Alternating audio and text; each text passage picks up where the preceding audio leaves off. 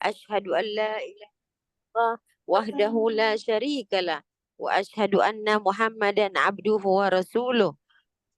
Allahumma salli ala Sayyidina Muhammad wa ala alihi wa sahbihi wa sallim. Allahumma salli ala Sayyidina Muhammadin al-Fatih lima ughliq wal khatim lima sabaq nasiril haq bil haq wal hadi ila siratikal mustaqim sallallahu alaihi wa ala alihi wa sahbihi haqqa qadrihi wa miqdarihi al-azim. Subhanaka la ilma lana illa ma 'allamtana innaka antal alim hakim. Rabbi syrah li sadri wa yassir li amri wahlul 'uqdatam min lisani yafqahu qawli. Allahumma anfa'na bima 'allamtana wa 'allimna ma yanfa'una wa zidna ilma warzuqna fahma. Kita baca Sayyidul Istighfar. Allahumma anta rabbi la ilaha illa anta khalaqtani wa ana 'abduka wa ana ala ahdika wa wa'dika mastata'tu a'udzu bika min syarri ma sana'tu abu'u laka bi ni'matika 'alayya wa abu'u bi dhanbi faghfirli fa innahu la yaghfiru dhunuba illa anta. Taqabbalallah minna minkum taqabbal ya karim. Alhamdulillah, kita teruskan pengajian kita pada hari ini. Tajuk yang diberi adalah sesuatu yang kita boleh lihat adakah perkara-perkara ini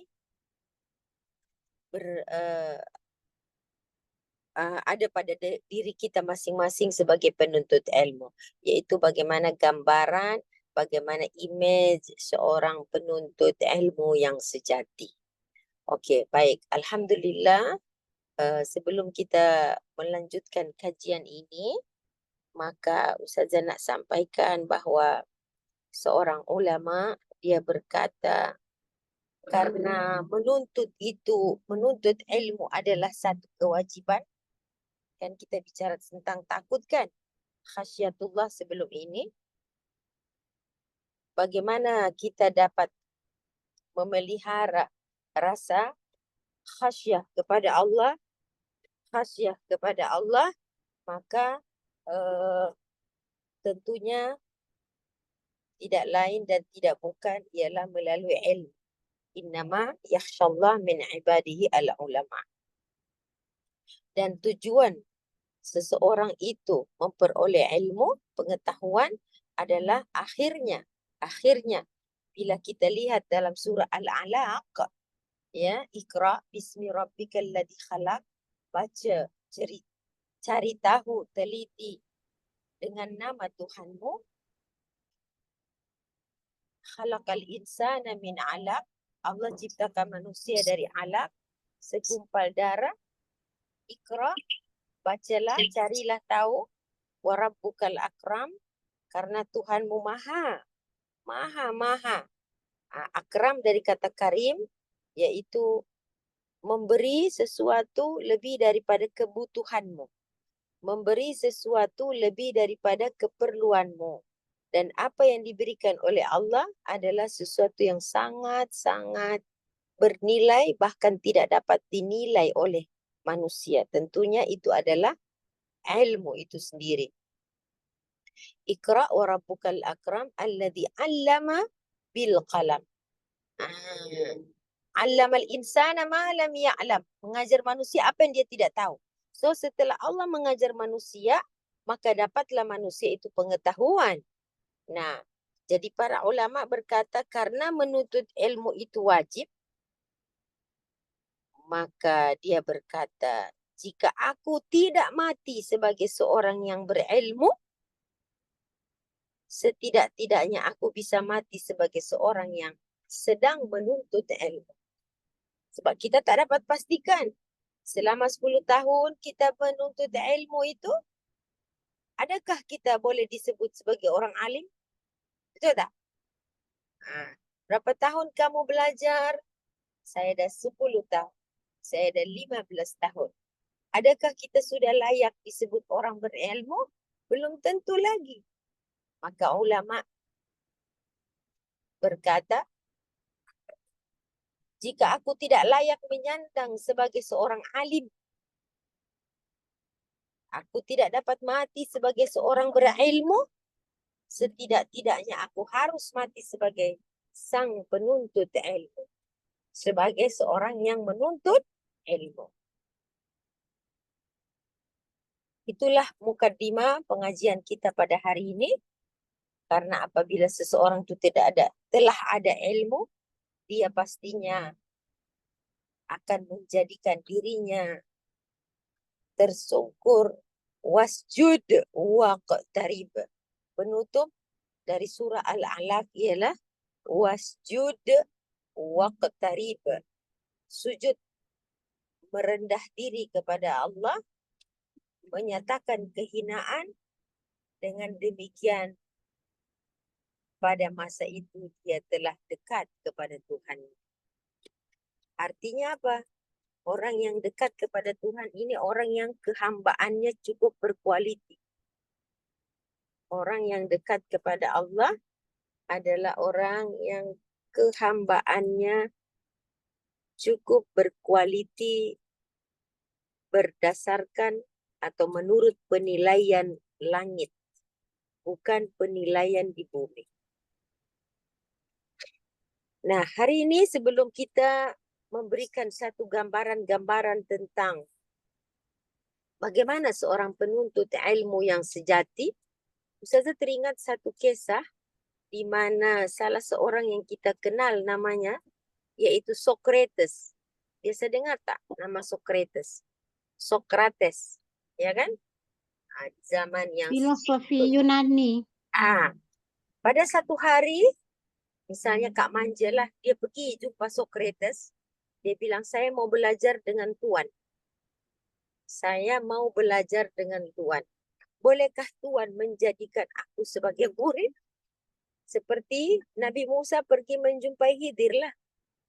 Maka Kak Manja itu pergilah menjumpai Socrates. Dan Socrates berkata, kamu benar-benar mau belajar? Ya, dia kata.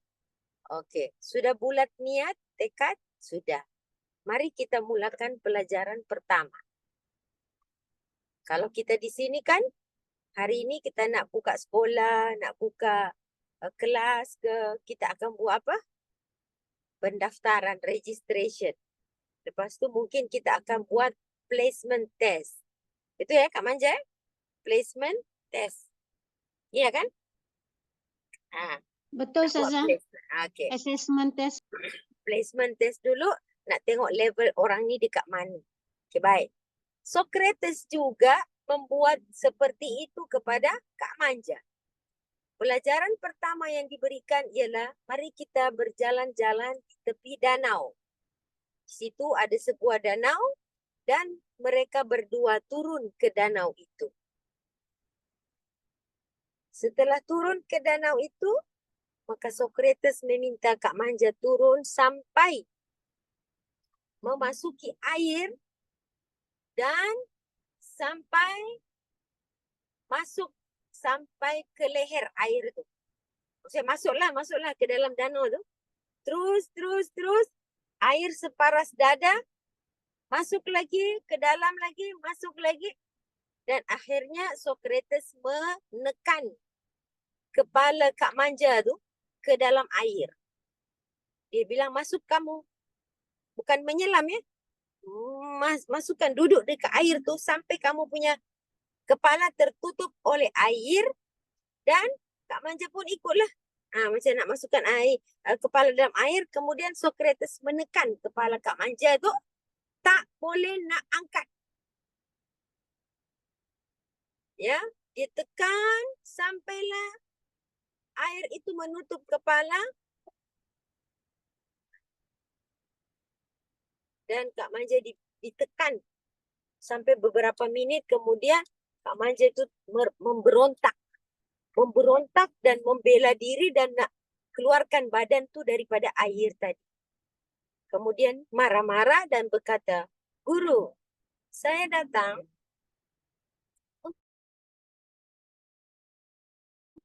nampaknya macam kamu nak membunuh saya. Bukankah saya sudah menyatakan hasrat? Tujuan saya datang kemari adalah ingin menjadi muridmu. Tapi nampaknya Tuhan nak bunuh saya. Tuhan nak bunuh saya. Dia berkata, Socrates berkata, wahai Anja, ini pelajaran pertama. Kita sudah masuk pada pelajaran pertama. Kenapa kamu, Socrates mulai bertanya, kenapa kamu marah ketika saya menolak kepalamu ke dalam air dan menahannya? Kenapa kamu marah dan kamu memberontak serta kamu keluar daripada air itu? Dia kata, macam mana saya nak biar diri saya dalam terendam begitu? Saya tak boleh bernapas. Okey. Pertanyaan kedua, kenapa kamu tidak boleh bernapas? Dia kata, macam mana saya nak bernapas di dalam air? Macam mana saya nak ambil oksigen? Kemudian Socrates berkata, okey, sekarang saya ingin bertanya, adakah kamu mencari saya dan menyatakan diri ingin menjadi murid kepada saya, anak murid saya? Adakah kamu perlukan saya dan ilmu yang saya ajarkan sebagaimana kamu perlukan oksigen tadi? Ketika kamu rasa macam kamu nak mati dah kalau tak ada oksigen. Adakah kedudukan ilmu dan guru ini di matamu, di pikiranmu, di hatimu seperti engkau perlukan tadi oksigen ketika aku mendorong kepalamu di dalam air? Itu pelajaran pertama. Kalau yes, saya resmi menjadikan engkau muridku. Kalau tidak, baik kau balik. Tak payah belajar dengan saya. Ada faham cerita ni? Syarifah Razlin, apa khabar? Masya Allah. Kak Manja ada faham cerita ni? Bagus ceritanya. Boleh faham ya? Faham? So, ketika didorong ke dalam, itu menunjukkan bahawa kenapa engkau memberontak nak keluar? Dia bilang, saya tak ada oksigen. Adakah kedudukan ilmu padamu sama dengan oksigen yang kau butuhkan? Jika yes, kedudukan ilmu itu seperti oksigen. Dan kedudukan guru itu seperti oksigen yang kamu perlukan, kamu lulus menjadi murid saya. Jika tidak, Anda tak payah buang masa saya untuk mengajar Anda. Itu pelajaran pertama daripada Socrates, mengetes anak murid ni benar tak dia nak belajar. Itulah penuntut ilmu sejati dalam standard yang diberikan oleh Socrates. Nak test betul-betul tak nak belajar ni? Atau saja-saja. Tak ada nak buat apa, Ustazah? Buatlah Zoom. Tak ada nak buat apa? Banyak sangat santai, buatlah Zoom. Macam tu kan? Jadi,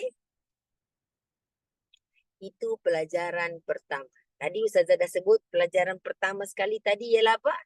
Perkataan ulama, kalau karena menuntut talabul ilmi faridah, karena menuntut ilmu itu wajib, maka aku nak mati sebagai seorang alim tak mungkin. Saya setidaknya sini saja. Saya akan mati sebagai seorang yang menuntut ilmu. Itu 2 poin ya. Okay. Apa yang saya nak jadikan dasar daripada perbincangan kita pagi ini ialah oleh karena itu Imam Syafi'i meletakkan 6 syarat jika Anda ingin menjadi seorang pelajar. Pertama, 6 syarat menjadi seorang pelajar. Saya minta masa dalam 3 minit, ibu-ibu boleh Google. 6 syarat menuntut ilmu menurut Imam Syafi'i. Itu banyak tu. Cuba tolong cari dan beritahu kepada saya. Saya bagi task dulu ya. Bagi tugas. Siapa ada Google, boleh Google. 6 syarat menuntut ilmu menurut Imam Syafi'i. Kita kongsikan hari ini. Boleh tengok Google.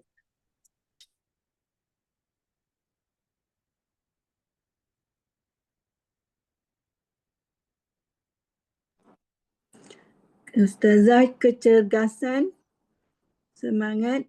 Okey, boleh tulis dalam chat ya, boleh chatkan supaya yang lain boleh tengok.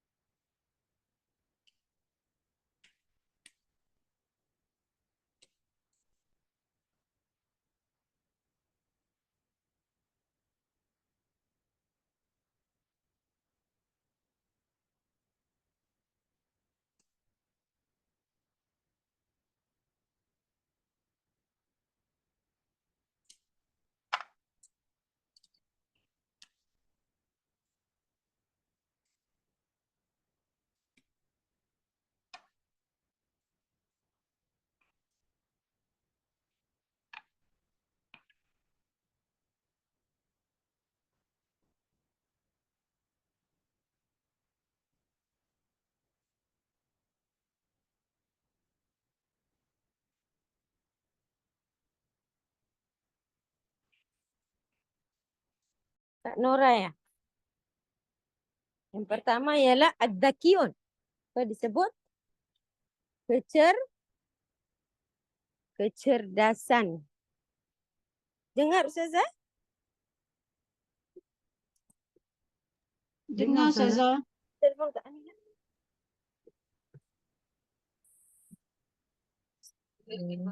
Salam. Ustazah ada dekat dalam masjid ni. Dekat dalam Asyakirin. Masjid ini Asyakirin.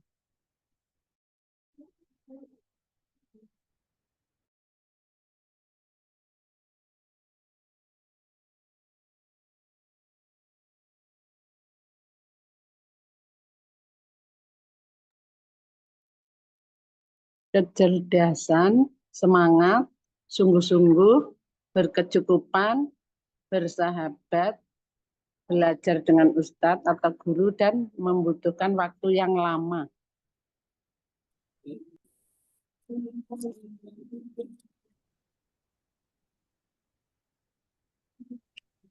Okey, betul. Kecerdasan, semangat.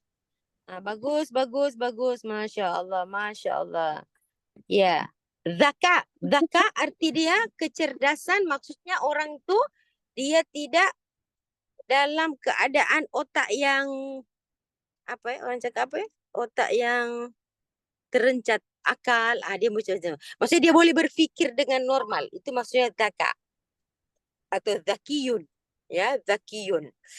Zakiyun ini menunjukkan setiap manusia Allah berikan intellectual quotient, kemudian emotional quotient, satu lagi spiritual quotient. 3 itu memang Allah berikan kepada kita dan ada berapa-berapa lagi quotient yang lain yang Imam Syafi'i menuliskan ialah zakiyun. Dan Rasul sallallahu alaihi wasallam membantu kita dengan satu doa. Allahumma alhimni rusydi wa a'idni min syarri nafsi. Ustazah selalu ajar dalam kelas ya. Allahumma alhimni rusydi wa a'idni min syarri nafsi. Ya Allah, berikanlah aku alhimni rusyd. Kecerdasan. Kurniakanlah, ilhamkanlah, tajamkanlah. Macam tu kan. Berkayakan aku dengan ilham-ilham. Wa a'idni min syarri nafsi. Jauhkanlah aku dari keburukan jiwaku. Sebab kalau Allah dah bagi pintar tu, automatik akanlah adalah rasa sombongnya, ya, merasa diri pandai. So kita diajarkan 2 perkara, minta dipandaikan dan minta jauhkan daripada kesombongan karena mempunyai ilmu. Yang kedua, hirs. Hirs arti dia rakus, ya, atau biasa kita sebut bersemangat. Kalau sebut semangat tu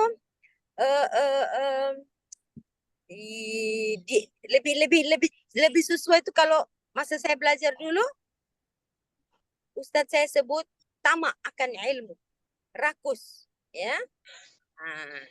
Jadi dia bukan setakat semangat on off, tak ada. Dia sangat rakuskan kepada ilmu itu sendiri. Makanya kalau kita perhatikan perkataan ilm dalam bahasa Arab, ain lam mim menunjukkan ain itu dalam posisi gambaran ain itu seperti mulut yang terbuka. Menunjukkan bahawa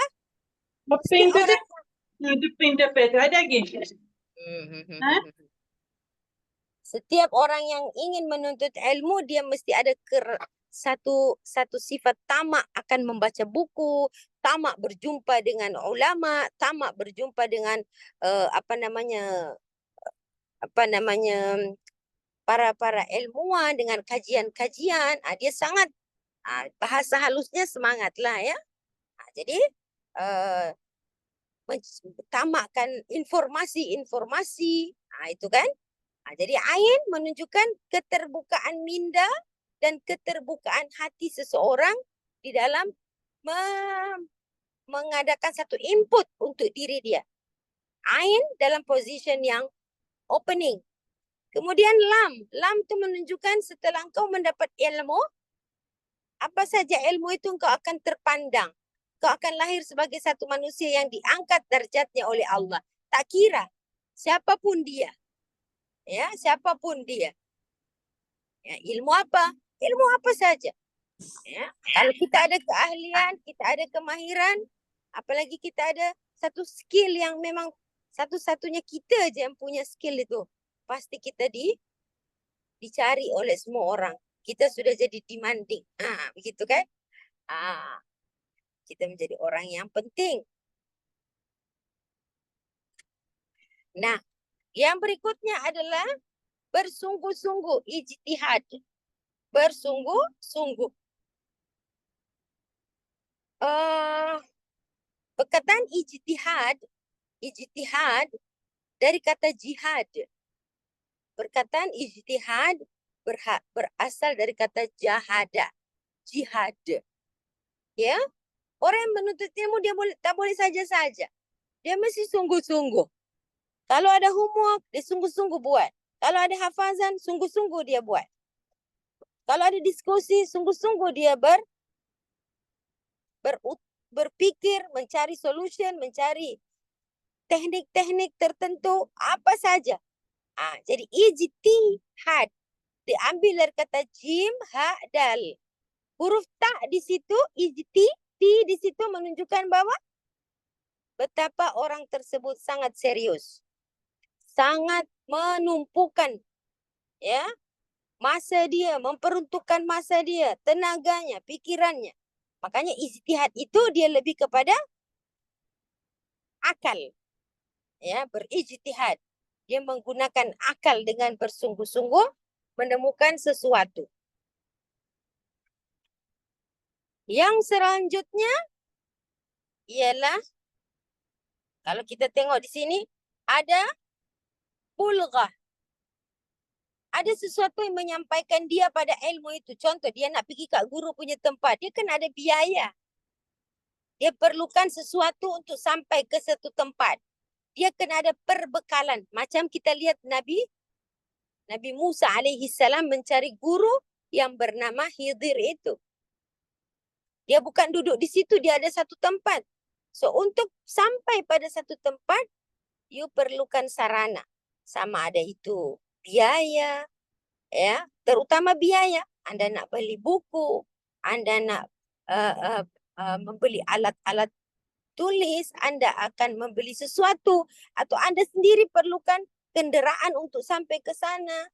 Ya, apa yang menyampaikan kita ke sana? Mungkin kelas itu ada charge.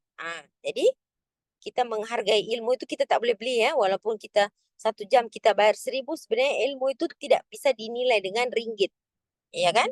Tidak bisa dinilai dengan ringgit sebab impaknya di akhirat. Jadi itu sekadar syarat saja untuk sampailah kalian ke tempat tersebut.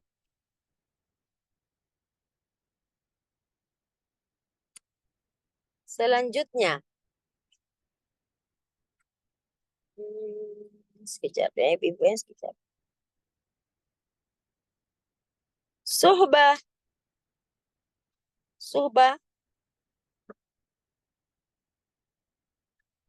Satu hubungan yang baik antara murid dengan guru. Dia mesti ada guru.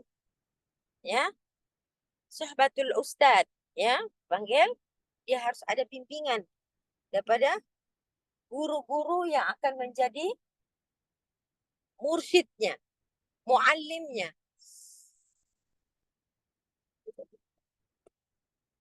Muallimnya. Ya. Dia harus rajin mendatangi guru, dia harus rajin bertanya, dia harus buat hubungan yang baik dengan guru. Ya, hubungan itu bukan dari segi dia nak ambil ilmu saja, tapi dia nak menuntut satu memperlihatkan adab dan akhlak kepada guru tersebut. Karena ilmu itu bisa diperolehi dengan dua. Satu dengan belajar, satu dengan tidak belajar. Bagaimana ilmu yang diperoleh dengan tidak belajar itu, Ustazah? Ilmu yang diperoleh dengan tidak belajar itu adalah ilmu yang Allah berikan secara, kita sebut dengan istilah laduni. Ilmu laduni. Itu nanti kita pelajari ya. Syarat-syaratnya. Kemudian seseorang yang pergi menuntut ilmu itu dia kena ada timing yang dia siapkan. Macam kita tadi kan, kita tengok ada apa dia? Ada jam sekian sampai jam sekian. Kalau kita nak ambil ilmu kedokteran, berapa waktu nak ambil kepakaran? Berapa nak ambil basic, diploma, degree, master, PhD, tulus zaman. Ada waktu yang diperuntukkan, ada biaya, ada guru, ada juga yang menambahkan ada tempat. Tapi tempat ni sekarang dah jadi masalah besar ya, tempat. Sebab di dalam Zoom juga ni satu tempat juga ya, satu tempat, satu platform. Nah, itu maksudnya. Ada yang menambahkan waktu yang panjang, waktu yang kita persiapkan. Masya Allah, inilah syarat-syarat menuntut ilmu yang kita sebagai murid kena tahu benda ni. Dan ada tak dalam kita punya diri syarat-syarat 6 syarat ni. Ya, masing-masing boleh buat checklist lah. Ya, ada. Sudah ada tak selama menjadi murid? Ya, macam mana kita sudah berjaya tak? 5 ini ada. Kak Nora, ada berapa? Ada berapa? Dalam diri Kak Manja ada berapa? Ya. Bila berjaya kita memenuhi syarat ini, insya Allah mudahlah kita untuk mendapatkan ilmu tersebut. Jangan baru nak, jauh lah tempatnya, mahal lah. Tak boleh. Ya, susah lah. Jangan. Ini syarat yang ditetapkan oleh para ulama tentang kesungguhan seorang penuntut ilmu, penuntut sejati untuk mendapatkan ilmu pengetahuan. Kemudian huruf lam tadi tinggi dan akhirnya mim kecil dan mim lebih rendah daripada lam. Itu menunjukkan setiap orang yang berilmu hendaklah dia tawadu. Mim melambangkan tawadu. Tawadu. Itu yang Nabi SAW ajar. A'idni min syarri nafsi. A'idni min syarri nafsi.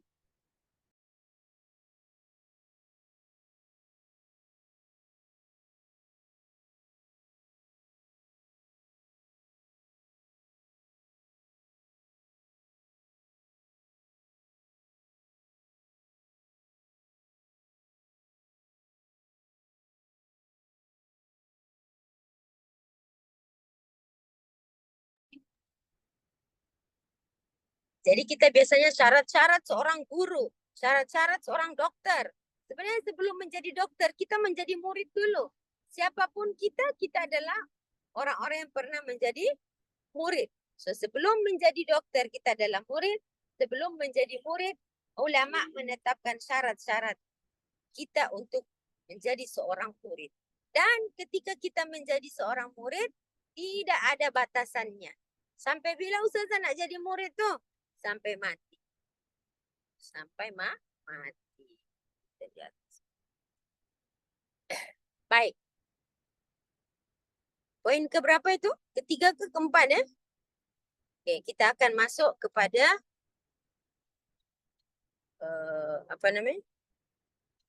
bagaimana Nabi Musa menjadi seorang murid kepada Khidir. Ya kan? Seorang Musa menjadi murid kepada Khidir. Itu poin-poin tu. Poin keberapa itu Liza? 4 ke 5 tadi tu? 3 ya?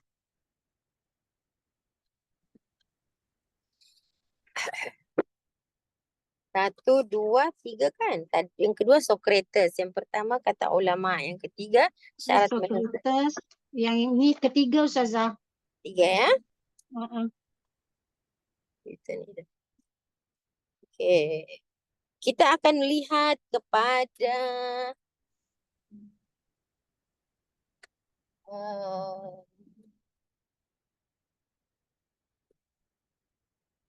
surah Al-Kahfi ayat 60.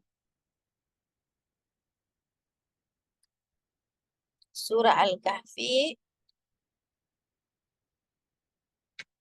ayat 60.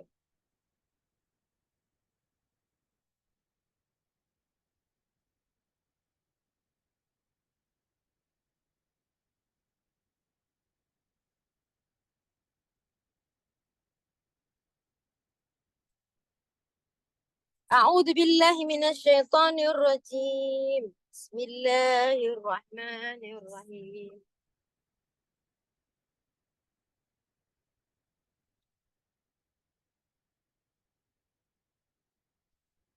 Kita lihat daripada ayat 60 adalah satu perjalanan menuntut ilmu. Ibu-ibu, Allah sengaja memberi contoh orang yang nak pergi menuntut ilmu ni bukan orang biasa, tapi seorang nabi yang sepatutnya tak payahlah dia menuntut ilmu. Kan dia sudah ada ilmu wahyu yang Allah berikan. Jadi perjalanan Nabi Musa mencari Khidir adalah satu pelajaran bersejarah. Perjalanan bersejarah. Yang mana banyak pelajaran yang kita ambil di sini. Dan ini Allah abadikan di dalam Al-Quran. Jadi yang paling penting dari kisah ini adalah Musa alaihi salam bukan orang biasa.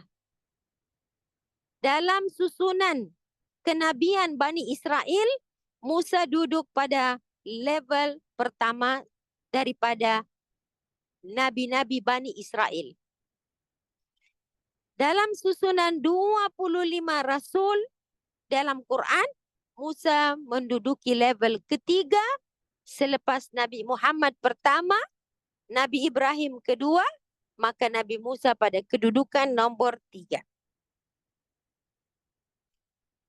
Bahkan Nabi Musa termasuk salah satu daripada Rasul Ulul Azmi. Rasul Ulul Azmi.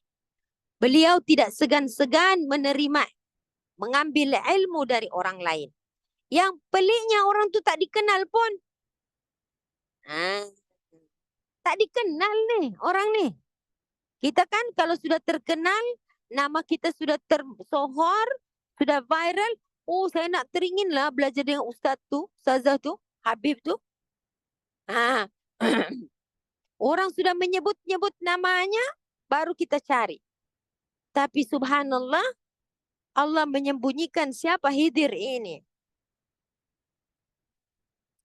Jadi ibu, kisah Nabi Musa dan Khidir setiap minggu kita baca dalam suratul Kahfi. Dari ayat 60 hingga ayat 82. Bagi tanda ya, dalam surah Al-Kahfi itu bagi tanda dari ayat 60 hingga 82.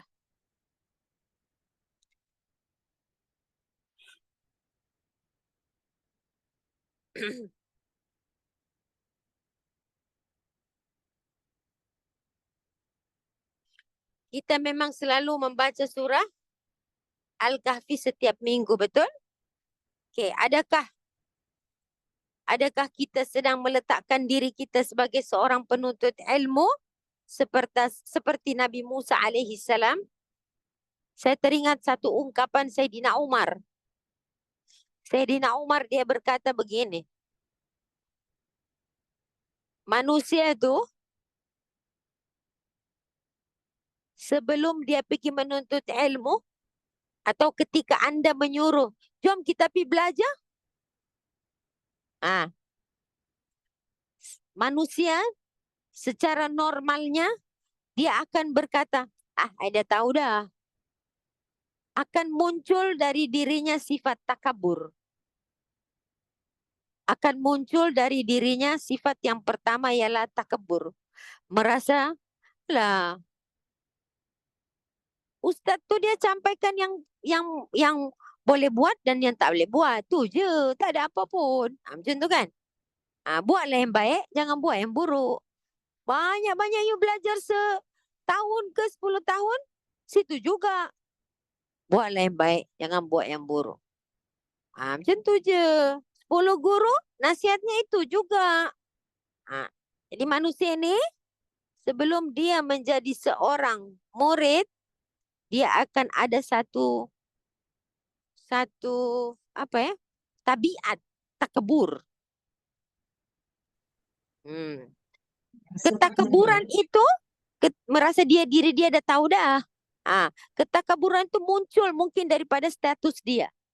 Dia tengok dia lebih hebat dari guru, mungkin dari segi ketenarannya, keberadaannya, kekayaannya, kedudukannya, kan? Itu ustaz je. Saya ini seorang hakim, contoh ya. Saya ini macam tu kan, dia akan melihat sehingga dia merasa diri dia lebih besar daripada majelis ilmu dan guru dan orang-orang yang ada di situ. Itu rasa takbur, itu normal, kata Sayyidina Umar. Kalau orang tersebut bersabar dan menundukkan egonya dan imonya, lama-lama dia akan jadi orang yang tawaduk. Takabur itu lama-lama akan bertukar menjadi tawaduk setelah dia menuntut ilmu. Oh, rupanya bukan sekedar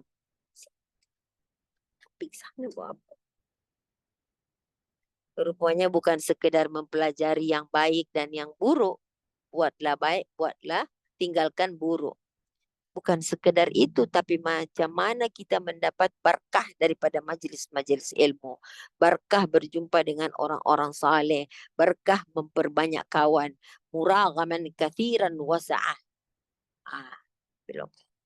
Jadi, lama-lama dia akan dibimbing menjadi seorang yang tawaduk. Jika dia mempertahankan ketawaduannya, sabar, ya, dia sudah ilmu yang dia tuntut itu bukan setakat dalam fisutur, dalam catatan-catatan nota, tapi dia mempelajari ilmu itu, dia simpan ilmu itu pada sudur, dadanya, insya Allah ilmu itu jadi cahaya.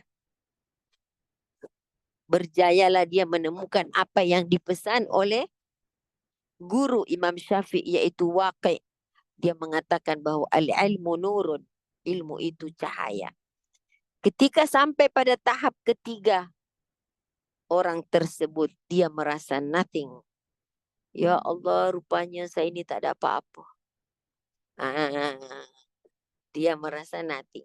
Jadi hilang takaburnya, bertukar menjadi tawadu. Level tertinggi dalam tawadu, dia merasa fana, hilang. Hilang sama sekali. Yang ada hanya Allah, Allah, Allah sahaja. Saya tak tahu, ibu-ibu sudah sampai pada peringkat 2 ke 3. Atau masih berada pada level 1. Harap-harap kita tidak berada di level 1 lama-lama. Kak Manja? Level 1 apa tadi? Takabur. Alah, ilmu macam ni je. Macam Nabi Hud dihina oleh kaumnya, Nabi Nuh. Oh, ilmu ketuhan. Ni ingat ilmu apa? Kita punya ilmu buat istana daripada batu. Gunung-gunung dah jadi batu. Batu-batuan gunung dah jadi istana dah. Nuh, Hud, Saleh mengajarkan ilmu tentang spiritual. Ilmu ini boleh ada, boleh tidak. Macam tu kan.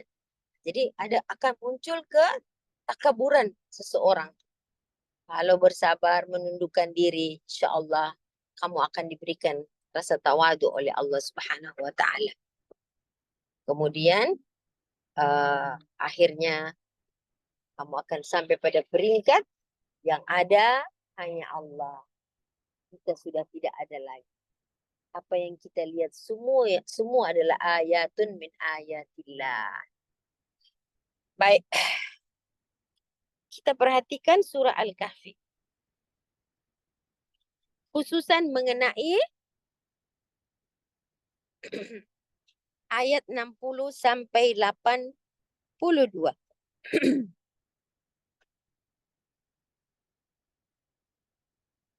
Sebagaimana saya sudah banyak kali mengulang-ulang,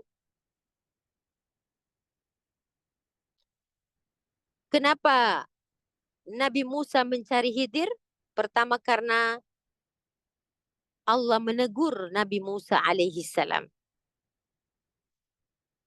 Yang mana beliau ditanya oleh kaumnya, ma'alamu minka, siapa yang paling tahu selain engkau? Dia kata, tidak ada. La. Tetapi Allah kata, bala, bahkan ada yang lagi tahu dari engkau, wahai Musa. Sejak daripada kena tegur, Musa tidak berhenti berazam untuk pergi mencari Khidir. Perhatikan ayat 60, tekad yang dahsyat dari Nabi Musa. Kamu ingat, wa iz qala Musa li fatah. Ketika Musa berkata kepada asistennya, la abrahu, saya tidak akan berhenti. La abrahu, saya tidak akan berhenti berjalan. Saya nak cari juga orang ni. Sebelum sampai kepada hatta abluga majma'al bahrain. Majma'al bahrain adalah pertemuan dua laut yang merupakan alamat di mana duduknya orang yang dimaksudkan oleh Allah yang Musa harus bertemu dan menuntut ilmu darinya. Jadi perbuatan bukan perbuatan.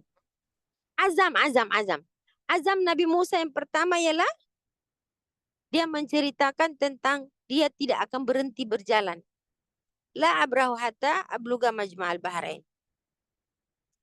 Yang kedua,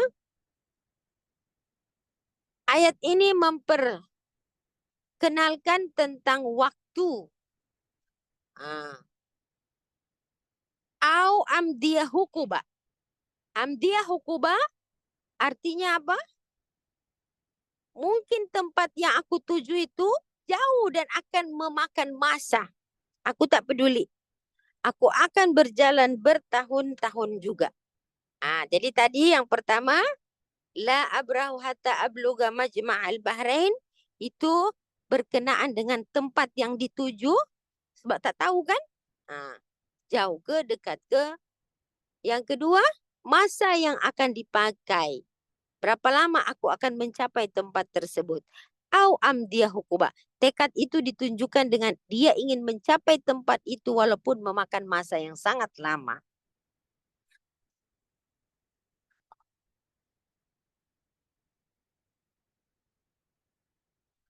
Ya, ibu-ibu ya. Oke. Di sini kita melihat perkataan Nabi Musa, Allah menggunakan perkataan li fatah. Li fatah. Fatah arti dia adalah seorang asisten yang mana dia bukan menunjuk kepada tugasnya tapi kepada umur. Umur ya. Li fatah maksudnya umur. Umur orang tersebut adalah pemuda. Fata ialah pemuda. Fata adalah umur sekitar 16 hingga 40-an.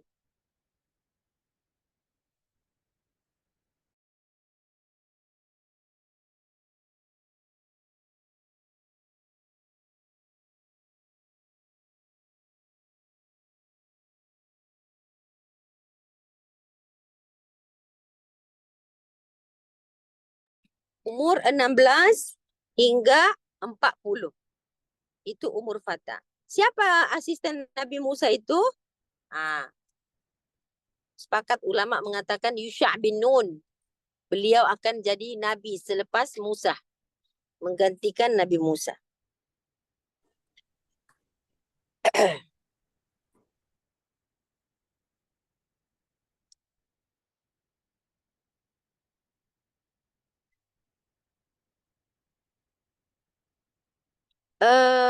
Bila Allah Subhanahu wa taala menggunakan kata fata, Allah sedang menunjukkan kepada usia orang ini. Dia orang muda. Tapi tak dapat dikirakan lah berapa Ustazah, 35 ke 40 ke? Kalau sebut fatah dia sekitar 16 tahun sehingga 40 tahun, tidak lebih. Dan ibu-ibu, dia tidak mengatakan bahwa ini seorang Musa tidak ada hamba abdi. Ya. Allah memanggil pelayan tersebut tidak dengan perkataan abdun, menunjukkan bahwa seseorang itu kalau dia ada pengiring, pembantu, asisten, janganlah menggunakan istilah yang merendahkan martabat tersebut sehingga nanti tidak memperpanjang hubungan tersebut. Jadi Musa ada, kalau Indonesia bilang ada pelapis, ada kader, ada pelapis.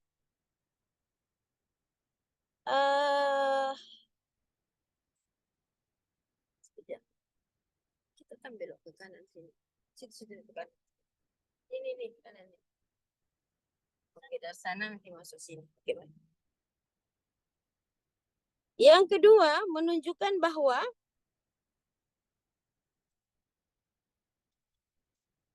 kita boleh mengambil teman sebagai pembantu sebagaimana Musa meminta Harun sebagai pembantunya. Dalam pergi belajar menuntut ilmu ni, boleh kita ada geng. Macam itulah. Ya. Boleh mengambil kawan, geng, ya. Sebab bila ada geng seronok sikit kan? Taklah sunyi, ada teman berbincang, ada teman bertukar pikiran.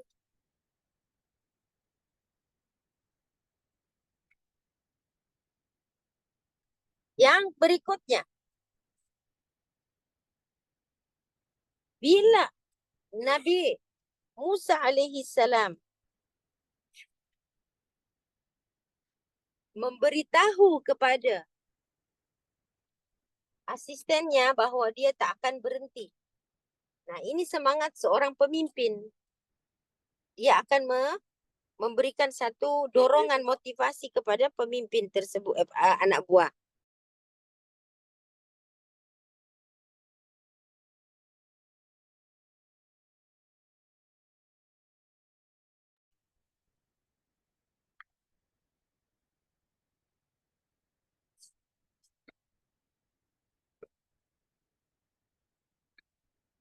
Jadi dia memberikan satu motivasi kepada teman-teman. Semangat ini perlu dicontohi semangat Musa. Dan salah satunya ialah ketika Nabi Musa berkata dia tidak akan berhenti. Ini ulama menarik kesimpulan bahawa ilmu itu didatangi, bukan mendatangi. Ilmu itu hendaklah didatangi, bukan mendatangi. Macam kita pergi sekolah. Tapi kan ustazah sekarang, ustazah datang rumah, tuition datang rumah, dia macam cikgu bawa ilmu. Itu terpaksa pada kondisi hari ini. Ya, terpaksa pada kondisi hari ini, ilmu bukan saja didatangi, maksudnya mendatangi. Kenapa? Sebab apa? Sebab apa? Kalau dulu ilmu itu didatangi, bukan mendatangi. Mungkin sebabnya ialah karena terlalu mudahnya hari ini orang menuntut ilmu. Sehingga tidak ada alasan manusia di akhir zaman tidak ada ilmu. Kita anggap dari satu aspek ini adalah kemajuan ilmu pengetahuan. Ya, macam hari ini kita tak payah pergi sekolah, kita sudah boleh buka Zoom, bukan hanya mendatangi itu, tersedia di mana-mana. Tinggal kita klik saja. Dan ini akan menjadi hujah di akhirat bahwa macam mana kau tak ada ilmu ni, sedangkan orang boleh belajar dari rumah sampai sudah kau. Jangankan pergi majlis ilmu, pergi buka Zoom pun malas. Contoh. Jadi itu akan kemudahan-kemudahan tersebut memberikan kita banyak pilihan. sehingga itu akan menjadi hujah besok di yaumil qiyamah. Salah satu yang akan ditanya kepada kita adalah kita akan diberitahu tentang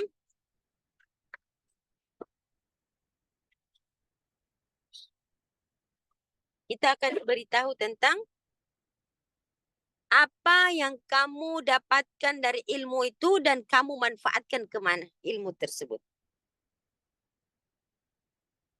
Jadi Nabi Musa di dalam hal ini Allah ceritakan mendatangi ilmu, merentasi perjalanan yang cukup panjang. Karena ilmu itu terlalu mulia, guru yang dicari oleh Musa juga belum diberitahu oleh Allah Subhanahu wa taala, sehingga itu Allah nak bagi tahu ilmu hanya akan diberikan kepada orang yang betul-betul mencari. Ilmu hanya akan diberikan pada orang yang betul-betul memerlukan ilmu itu, seperti mana Sokrates memberi contoh kepada muridnya, adakah kedudukan ilmu seperti oksigen bagimu?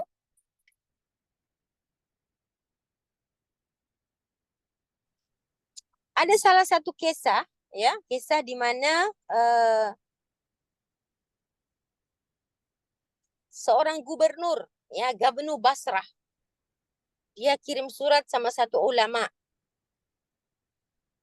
Dia minta agar supaya ulama ni datang ke istana. Karena dia ada satu soalan dia nak bertanya. Dia kirim surat.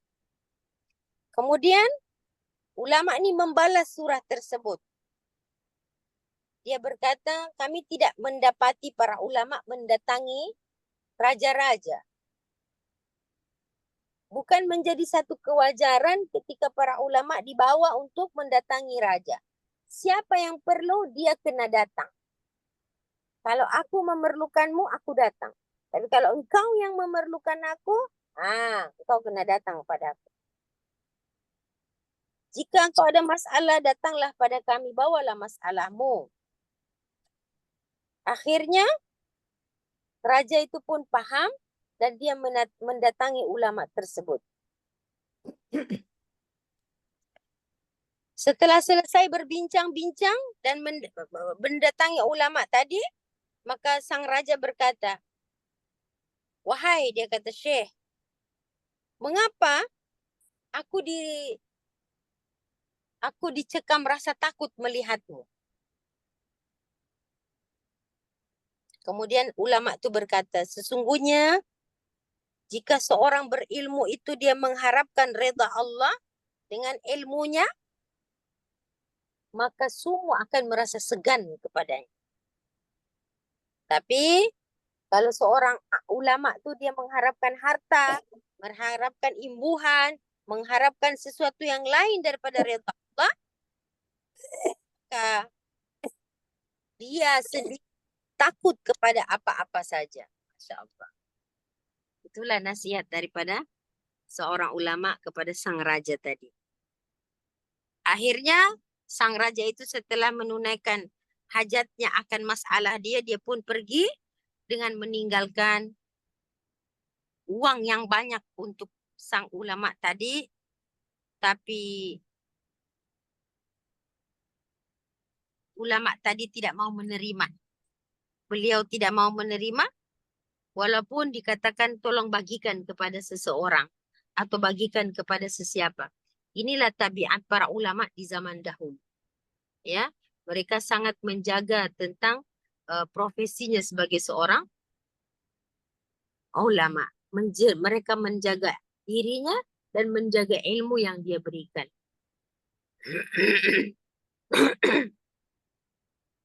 Okey, ibu-ibu. Kalau kita memperhatikan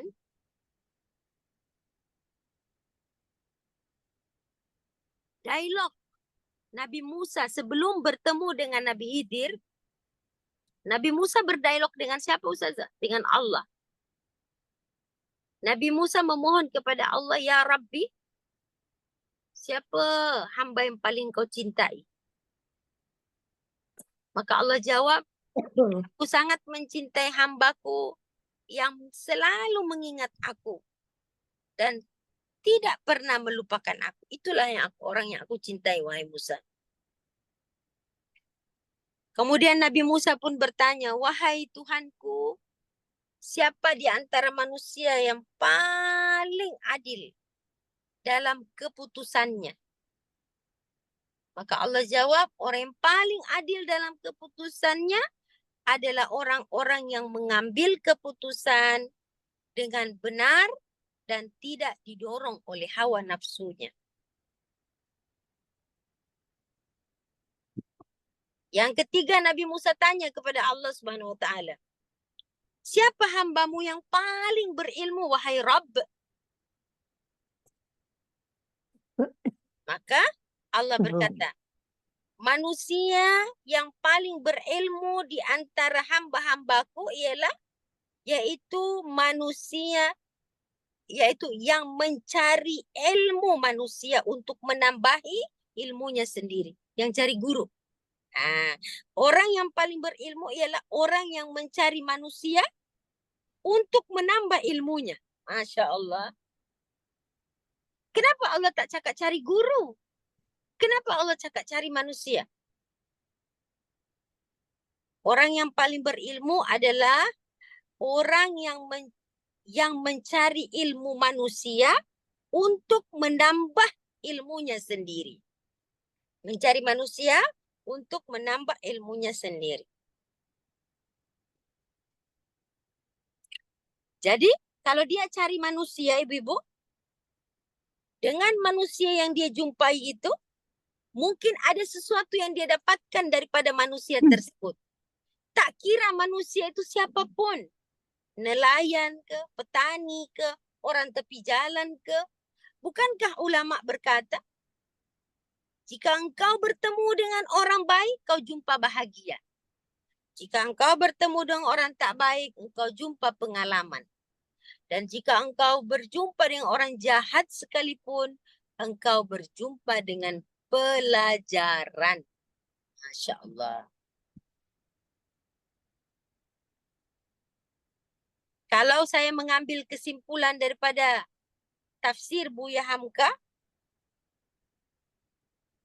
Hamka berkata, orang yang dijumpai oleh Musa, yang disebutkan namanya Khidir, artinya hadara itu, Khidir artinya, hadara itu artinya hijau, hadra, hijau. Kha, da, ra, hijau. Ini satu benda yang simbolik. Ya, simbolik. Tapi ada juga tafsir secara bukan secara maknawi ya. Dia berkata di mana je Khidir ada, duduk situ jadi hijau, jadi hijau, jadi hijau. Jadi bukan macam tu. Namun menunjukkan bahwa perkataan Khidir itu menunjuk kepada kehijauan. Tafsir Buya ni ya. Di mana Tenang ke Ustazah? Apa dia? Ketenangan ke? Bukan. Begini. Apa warna yang paling banyak dipilih oleh Allah adalah hijau. Daun-daun, pepohonan, padang rumput, sawah padi, hijau. Menunjukkan bahwa warna hijau melambangkan kehidupan. Ada kehidupan. Sehingga dengan kehidupan tersebut, ya, manusia dapat melanjutkannya kepada generasi berikutnya. Pakar-pakar warna menceritakan tentang makna di sebalik warna hijau. Mungkin ibu sudah belajar kan?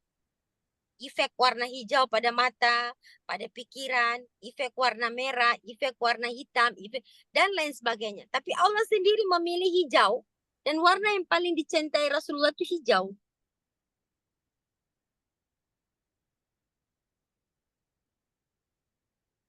Maka kata Buya, hijau adalah lambang kehidupan. Lambang Pengetahuan. Ya kan? Pengetahuan. Lambang kesuburan. Lawan daripada kehijauan ialah ketandusan, kekeringan. Nah, secara maknawi hidir itu adalah kamu kena menciptakan sesuatu kehidupan. Jangan kering kontang. Pengetahuan dilambangkan dengan kehijauan menunjukkan orang-orang yang ada ilmu, orang-orang yang sentiasa bertumbuh kembang. Sebab itu tidak dibolehkan ada tanah terbiar, kering kontang, tidak terurus. Dia mesti ditanami. Kata Musa, kita semua adalah Musa. Kata Buya, saya ulang balik. Kata Buya, kita semua adalah Musa. Dan kita semua wajib mencari Hidir. Dengan makna apa? Mencari Hidir itu bukan pergi jumpa Nabi Hidir ke mana-mana. Maksudnya tumbuhkan pengetahuan. Suburkanlah. Ini satu makna yang simbolik. Jadi, beliau berkata bahwa Hidir ada di mana-mana. Ketika seseorang manusia mencari manusia yang berpengetahuan. Boleh jadi Hidir ada di lereng-lereng bukit. Boleh jadi Hidir ada di tepian-tepian sawah. Kalian memperoleh ilmu dari orang-orang kecil. Kadang-kadang perkataan orang kecil nilainya besar. Kadang-kadang perkataan orang besar nilainya kosong. Jadi, kesimpulan yang diberikan oleh Buya cukup menarik. Cukup menarik perhatian karena Buya mengatakan bahwa ada 3 pendapat yang berkata Hidir telah wafat. Sehingga kita tak jumpa lagi. Itu kalau batang tubuh Hidir. Ada yang berkata Hidir masih hidup. Jangan berkata semalam saya jumpa Nabi Hidir. Hidir ini satu yang simbolik. Di mana di mana perkataan Hidir itu sendiri sedang melambangkan kehidupan. Adanya pengetahuan adalah adanya kehidupan. Hati yang hidup, jasad yang hidup. Dan ada yang berkata, tak tahu Hidir sudah meninggal atau masih hidup. So, saya sendiri sangat tertarik dengan apa yang digariskan oleh Buya dalam tafsir Al-Azhar, ya, di mana Buya Hamka menggambarkan, subhanallah ya, kita patut mencari Hidir yang baru. Ya, kita patut mencari Hidir yang baru. Setiap orang hendaklah bertanggung jawab mencari Hidir. Memang Hidir tak dikenal orang. Kadang-kadang dia ditinggal di tempat yang jauh. Ya, jadi orang-orang kecil yang kita dapat ilmu pengetahuan. Ya, perkataan mereka berisi hikmah kebijaksanaan. Mereka bukan profesor. Mereka bukan doktor pun. Tapi pengalaman hidupnya mengandungi satu hikmah yang besar di dalam menjalankan kehidupan ke depan. Mungkin ibu-ibu pernah jumpa orang-orang kecil, tapi subhanallah, kata-katanya sangat besar. Salah satu di antara banyak pengalaman yang Ustazah dapat ya, pernah sekali Ustazah berjalan di satu tempat, habis kelas, pergilah tepi jalan tu ada orang jual durian. Ada orang jual durian. Itu Ustazah pun pergilah singgah kat situ dengan satu orang murid. Ya, kita sedang tawar-menawar akan harga durian. Ya kan? Tanya-tanya, tawar. Tanya-tanya, tawar.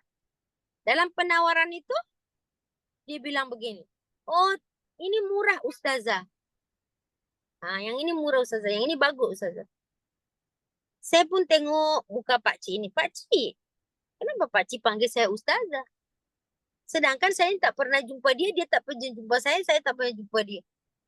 Dia bilang apa? Di situ saya dapat pelajaran, ibu-ibu. Dia bilang begini, iya. Sebab saya tengok Puan punya pakaian. Allahu Akbar.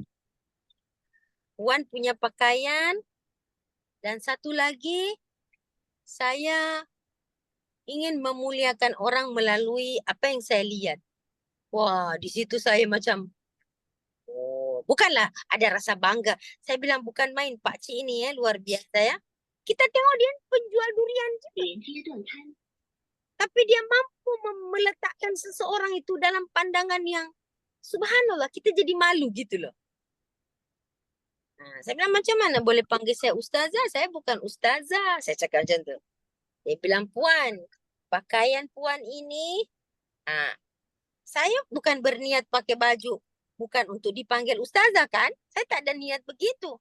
Atau dia melihat bahawa memanggil seseorang dengan panggilan mulia itu kan bagus. Dua pelajaran yang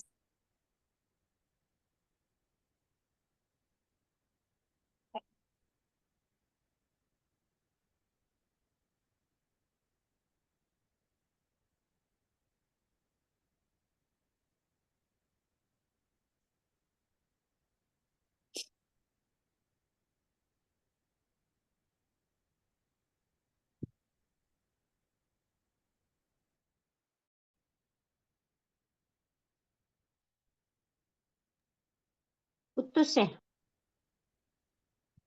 Liza. Senyap. Terhilang.